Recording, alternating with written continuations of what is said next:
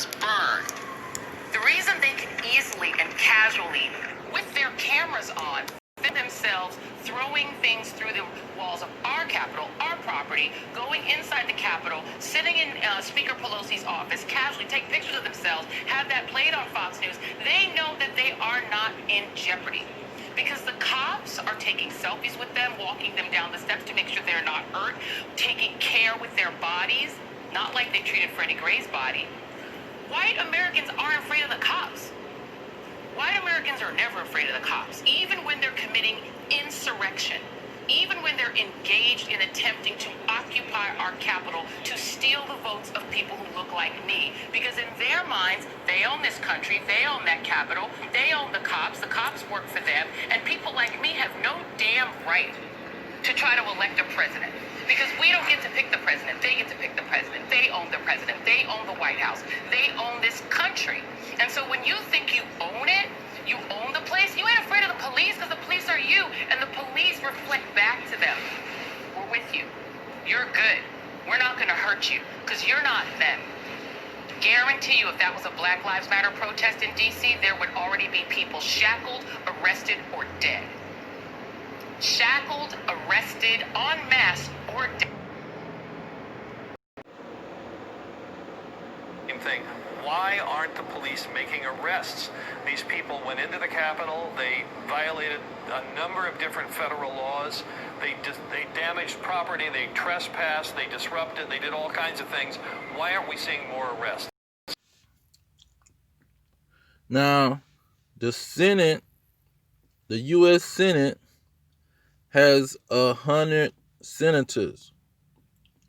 Now, I don't know if that's out of the 435 members of the House of the Representatives, but I know you got 100 senators and you got at least 435 members of the House of Representatives.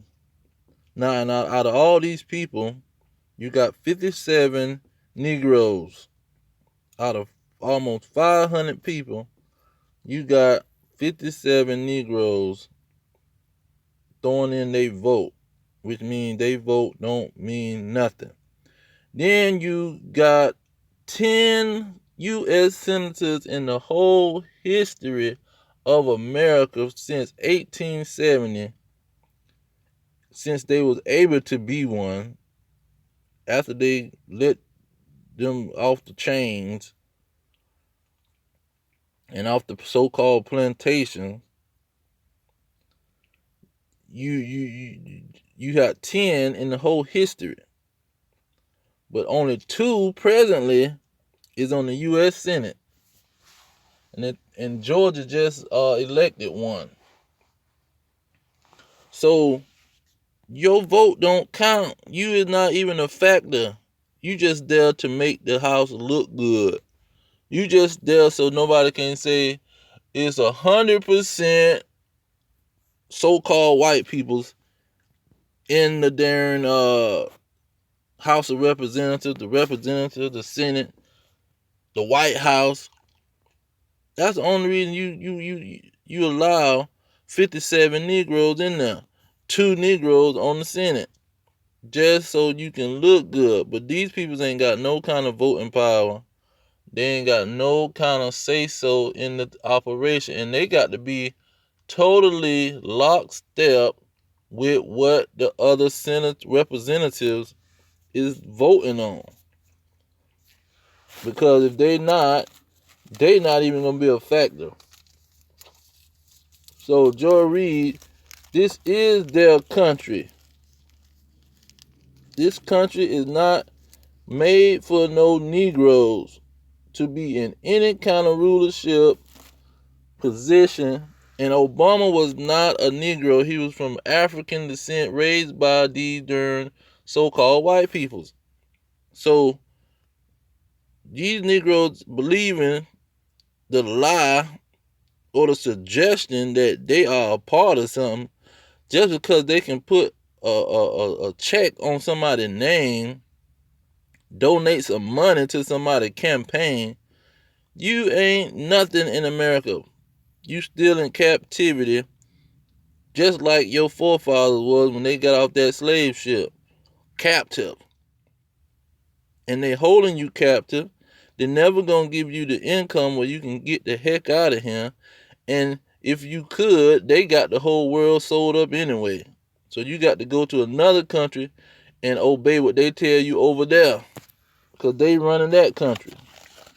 They got 800 military bases all around the world in 70 countries, and ain't nowhere you can go to get rid of these peoples up out of your business and ruling over you.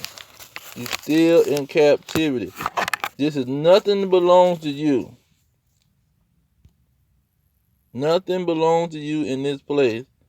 And see, she acting like these people's gonna get arrested, and they supposed to get treated like you. They're not gonna get treated like you Negroes. This is their country. They've been running this country for the whole time. Only 10 Negroes have been in any kind of rulership position in the whole history from 1870. What are you thinking? You are not a part of this operation. And they had to be an extra sellout to their peoples to even get in there. They weren't a revolutionary. They weren't a pro-black person. They had to wear the uniform as if they was a so-called white person to even get in there. So it really is null and void. Even the 10, they had to be extra white to get in there. So you're not even representing your people's being in there. You see, you just a Judas Iscariot that they gave 30 pieces of silver to turn somebody else in. You see, to destroy the people. And so these individuals keep pushing that narrative that, this is not their country. This is the country of everybody. This is not everybody's country. These are 400 peoples that are so-called white peoples, and they make the decision of this country. This is not no multicultural country. This country is a so-called white man's country, and ain't nothing you can do about it to change it, because God gave them this country, and ain't nobody gonna affect what God gave them. You ain't no military gonna take this country away from them. Nothing gonna take this country away from them. This is the white people's country. Face it. Face the facts. It's documented. It's reality. Face the facts.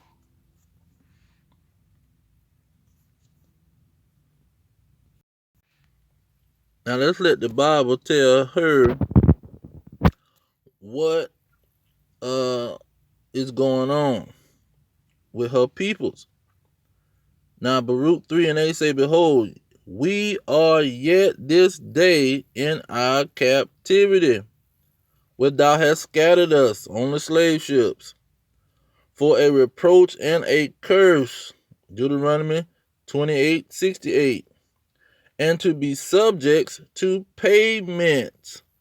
You see, you got to pay light, rent, car insurance, car payment, food bills, according to all the iniquities of our fathers which departed from the Lord our God. You see, and when you jump up to verse 4, it say, O Lord Almighty, the God of Israel, hear now the prayers of the dead Israelites and their children. This is the situation of the Israelites. This is not we are part of the American government, and this our country. This is not your country. These are these people's country, given them by Almighty God. Let's get that Micah.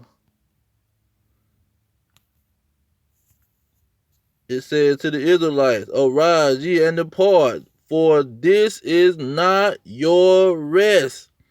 And when you talking about rest, he talking about your homeland, your land where you running things and you can be at rest. No, because it is polluted, it shall destroy you even with a sore destruction. This is not your rest. This is these people land. This is not your rest. And when he say your rest, what is he talking about? It says in Isaiah 14:3, and it shall come to pass in the day that the Lord shall give thee rest from thy sorrow, from thy fear, and from the hard bondage wherein thou wast made to serve. That's what the rest is. It's from hard bondage. This is hard bondage. You still in bondage to these people. You still in captivity. They captured your peoples and you still here. This is not your rest. You have not made it to your homeland. That's when you is at rest. When you have a land of your own. This is not your homeland. They worked you in hard bondage to make you build their land. You can't take credit for somebody that hired you or worked your behind on their plantation, their business, to build their company, and you gonna say it's your company now.